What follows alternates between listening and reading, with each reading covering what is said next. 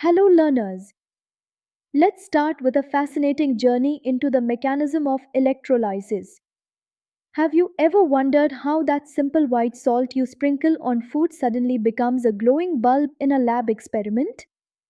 Well, thanks Svante Arrhenius, the man who, in 1887, explained why electrolytes can conduct electricity.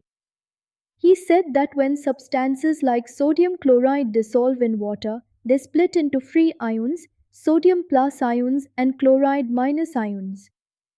And it's not electrons rushing about here, it's these little charged ions doing the job. The extent to which this splitting happens is called the degree of dissociation. The more ions, the more current. And here's the cool part, no matter how many ions we make, the number of positive charges always equals the number of negative charges. Nature always balances the books. Now, once we put electricity into an electrolyte, the real drama begins. The metallic ions, those are the cations, run towards the negative electrode, the cathode. Non-metallic ions, the anions, march towards the positive electrode, the anode. But not all ions get discharged equally. Some are more competitive than others depending on their place in the electrochemical series. At the electrodes, electron bookkeeping happens. The number of electrons lost at one electrode is exactly equal to the number gained at the other. Products like sodium metal or hydrogen gas form at the cathode, while nonmetals like chlorine are released at the anode. Always remember, the party happens only at the electrode surfaces, not floating in the solution. Let's get our terminology crystal clear before it shocks us later. Electrolytic dissociation simply means the breaking apart of an ionic compound into ions when electricity flows through it. Imagine it like Lego blocks, they're already connected, but the electric current comes in like a kid with way too much energy and snaps them apart. For example, molten lead bromide splits into lead to plus ions and bromide ions. Written as PbBr2 in the liquid state gives Pb2 plus to Br minus. Here's the important thing to remember, those ions were always hiding inside the compound. The electricity doesn't create them, it just sets them free. Now, ionization is a different game. It happens when covalent compounds, like hydrogen chloride, actually form ions by reacting with water. So HCl in water becomes H plus and Cl minus. Students often get confused here. But the difference is simple. Dissociation is the separation of pre-existing ions, ionization is the formation of new ions. Or in short, dissociation is like breaking up a band, ionization is like forming a brand new one. Here's a classic, sodium chloride or common salt. In solid form it behaves like a stubborn rock, no current passes through. Why? Because the sodium plus and chloride minus ions are locked tightly in a lattice held by strong electrostatic forces. But heat this crystal until it melts, and boom, the ions break free and dance around.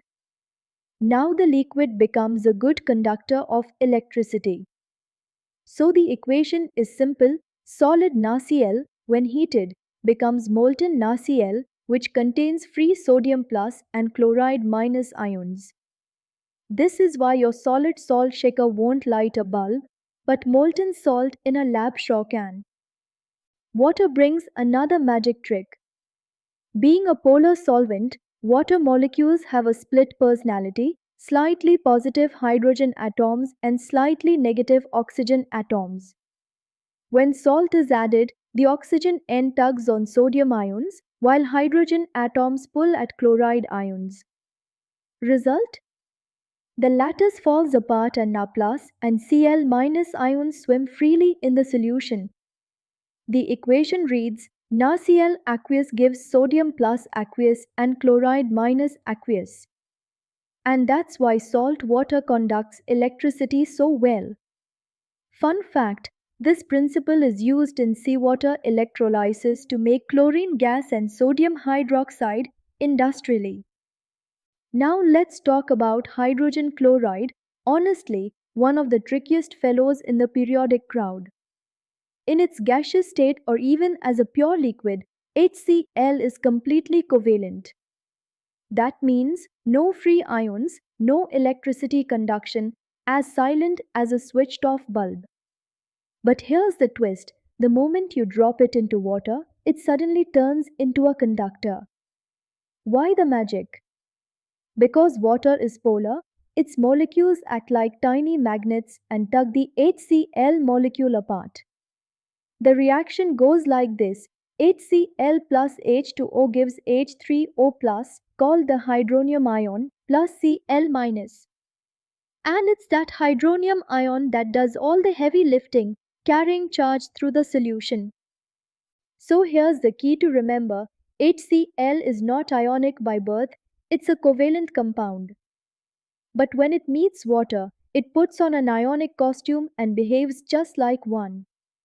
That's why hydrochloric acid solution conducts electricity beautifully, while dry HCl gas remains a total non-conductor.